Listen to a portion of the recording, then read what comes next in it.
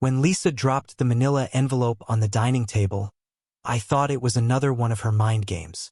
She loved dramatics, the kind that left me speechless, waiting for her next move. But this time she didn't yell, didn't accuse, didn't cry. She just stood there, her arms folded, eyes fixed on me like I was a case she'd already won. "Those are divorce papers," she said calmly. "Maybe that'll make you realize how serious I am." Her voice was even, but her hands betrayed her. Slight tremor in the fingers, the kind that told me she wanted me to beg, to apologize, to make this another episode of Mark chases after Lisa's forgiveness. I'd spent 3 years trying to decode what she wanted: attention, validation, maybe control. But that night, something in me finally snapped. I looked at the papers, the printed lines dividing our lives like property boundaries, and I felt an odd stillness. Then, without a word, I took the pen beside her phone charger, flipped to the last page and signed my name. Her expression shattered. You're not serious." "I am," I said. "You said you wanted freedom. There it is." The air turned heavy. She laughed, a hollow sound. "You think I actually want to leave? I just wanted you to fight for me, Mark, to care." I leaned back in my chair. "Lisa, I've been fighting every day. You just like watching me lose." For the first time, she didn't have a comeback. She just stood there, blinking hard like she was trying to cry but couldn't summon the tears. Then she grabbed her purse and stormed out, slamming the door so hard the picture frames rattled. I didn't chase her. For once, I didn't feel the panic. I poured myself a glass of bourbon, sat down, and stared at the half-empty living room. The silence was cruel but honest. By midnight, my phone buzzed. 15 missed calls. 3 voicemails, all short, emotional bursts. Anger, fear, regret. I didn't listen to them right away. The next morning, I went to work like nothing had happened. My assistant, Claire, noticed. "Rough night?" she asked, half smiling.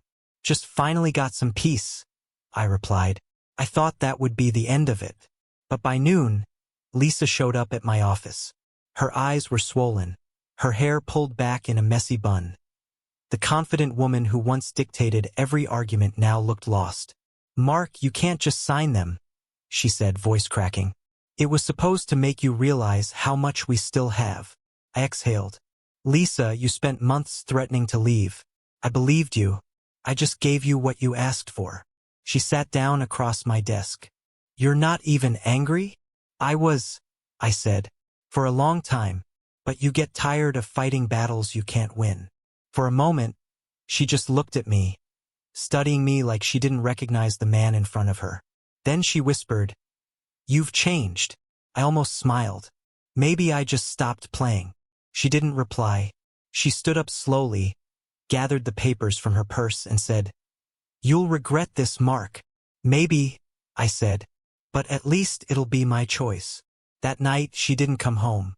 No calls, no texts, just silence.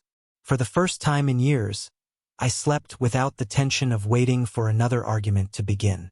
But peace has its own way of tricking you. Just when I thought I was free, the next morning, I found an envelope under my front door. My name written in her handwriting. I opened it, expecting another emotional plea. Instead, it was a receipt from a hotel downtown. 2 nights, 1 room, paid in cash. And beneath it, a note. "If you're done playing, I'm not." I stared at that note for a long time, trying to understand what game she was playing this time.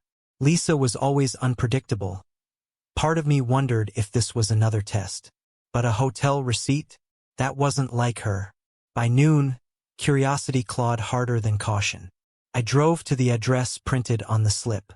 A tall glass building downtown, the kind of place couples escape to when they wanted to feel something new. I told myself I wasn't going in. I'd just look, confirm she was bluffing, and leave. But when I stepped into the lobby, the smell of polished marble and perfume twisted my gut. I asked the receptionist if Elisa Brennan had checked in. She smiled politely. "Sorry, sir. We can't share guest information." Of course. I turned to leave, and that's when the elevator doors opened. Lisa stepped out, hair curled, makeup done, wearing a dress I hadn't seen in years. She froze when she saw me. Mark. Nice place, I said, keeping my tone even. How's freedom treating you? She blinked, clearly thrown off. You weren't supposed to come here. Then maybe you shouldn't have left breadcrumbs. Her jaw tightened. You signed the papers, remember? You wanted this. I took a step closer. No, Lisa. I accepted it. There's a difference. Before she could reply, a man appeared behind her. Late 30s, confident, expensive suit. He rested a hand on her shoulder, like he owned it. Everything okay, babe? Babe. The word hit like a brick. She flinched slightly, then turned to him. Yeah, just an old friend. I almost laughed. Friend? You're better at rewriting history than I thought. The man extended a hand. I'm Daniel. I didn't take it. I just looked at Lisa, and for the first time, she couldn't hold my gaze. You wanted me to fight, Lisa. Was this the plan? Push me until I broke, then run to someone who never saw the damage. She whispered, It's not what it looks like. But we both knew it was exactly that. I turned to leave, but Daniel couldn't resist one more line. You should have appreciated her while you had the chance. I stopped. For a second, I felt the old anger rising, the kind she used to feed on. But instead of turning back, I just said, You'll understand soon enough. And I walked out. That night, I didn't drink, didn't rage, didn't spiral. I sat in silence, thinking about how peace doesn't always come wrapped in forgiveness. Sometimes it comes when you stop waiting for someone to change. 2 days later, Lisa called. I let it ring out.